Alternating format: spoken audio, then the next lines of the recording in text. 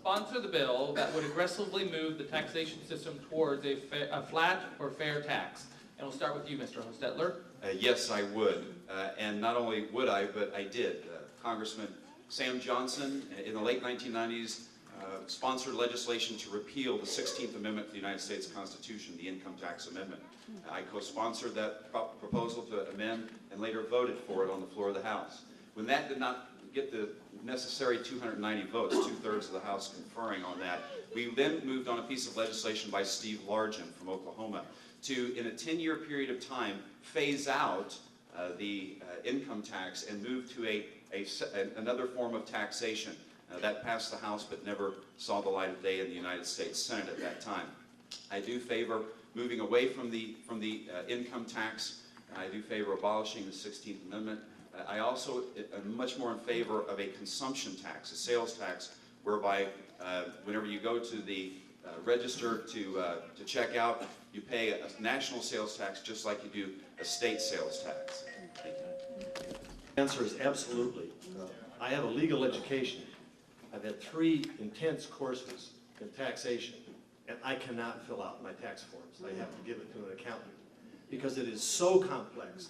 You're always thinking, what deduction did I miss? Am I getting fair? And then your neighbor or the guy you work with says, boy, I just got a $2,000 deduction for X. I said, oh, X, I didn't even know there was an X, and I took tax for it. Oh, they just put that in. We have to simplify our system to bring rationality to it. And I'm all for a flat tax. I'm all for no more than a 2-tier tax if they're tax reductions. I oppose a national sales tax. I oppose it because I know what government will do with a national sales tax. It'll be just a little bit, and a little bit more, and a little bit more. They won't eliminate the income tax. They'll add on the sales tax, and I absolutely refuse to support that. Mr. Bates. Well, what we're facing right now, one of the things I've not heard is that I'm not hearing them say the Bush tax cuts are set to expire. January 1st, 2011, every tax-paying American here is going to get a tax increase. And so the very first piece of legislation that needs to be introduced is to make those tax cuts permanent. That's the first thing that needs to happen. And that's going to be the first piece of legislation that I introduce. We're facing a serious economic downturn. You don't raise taxes in the midst of an economic downturn, and this administration has no plan whatsoever to extend those tax cuts. Let's make those permanent. Let's do it as soon as we're in office. Now, having said that, I would favor more a fair tax than a flat tax. I disagree with one thing the ambassador said. Don't initiate a national sales tax if you don't eliminate the federal income tax. So I think a flat tax would be better than doing nothing, but I firmly believe that a fair tax would be the better approach to go, but don't institute it unless we can totally abolish federal income taxes. Mr. Bates. You know, folks, our tax code is the most bloated pile of manure. But you know about manure. You're a farmer. I'm a licensed farmer. Well, I know about crap.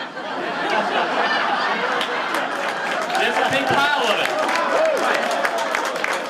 You know, the tax code itself is 3.5 million words long. The regulations that go with it are another 12 million words long. Those put together, that's bigger than all of William Shakespeare's entire works. All right? It's 12 times larger than William Shakespeare's entire works. It's 17 times larger than the King James Bible. Okay, now it's taken me a whole year to get through the Bible. I can't imagine how we're going to get through the tax code. My plan is yes. I believe we should make the Bush tax cuts permanent. That sends a message to our markets. We know what the playing field is. We can settle things down. And it doesn't need to be an all or nothing proposition. I believe then we should transition into another tax form. I believe in the fair tax. I would like to move to a fair tax. I like the fair tax system better.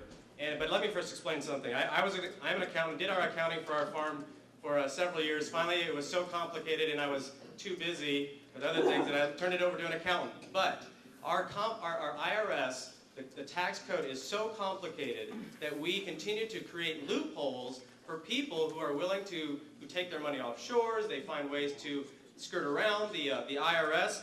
I think that we do need to make the Bush tax increase, or the Bush tax cuts, permanent, but I also think if you realize that the death tax is going to expire this year, but then it's going to rear its ugly head again in 2011. It's something how the federal government keeps encouraging us to die at a certain time, like the health care bill. And so I think that it's wrong that we have a federal government that continues to manipulate the market. I support a fair tax. It is what it is. It's fair. We can control our federal government on any increase just like we do currently, because we as the voters have the final say in who's in office, not Washington.